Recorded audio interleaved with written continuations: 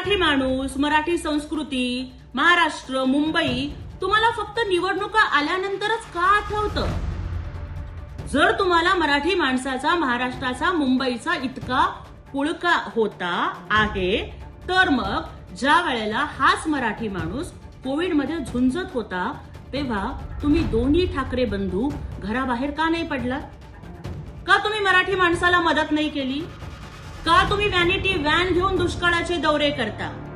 का तुम्ही vanity van घेऊन इर्षागडाच्या पायथ्याला जाऊन आलात? त्यामुळे मराठी माणूस वाचवण्याची जबाबदारी, महाराष्ट्राचा स्वाभिमान जपण्याची जबाबदारी एकनाथ शिंदे साहेबांनी घेतलेली आहे.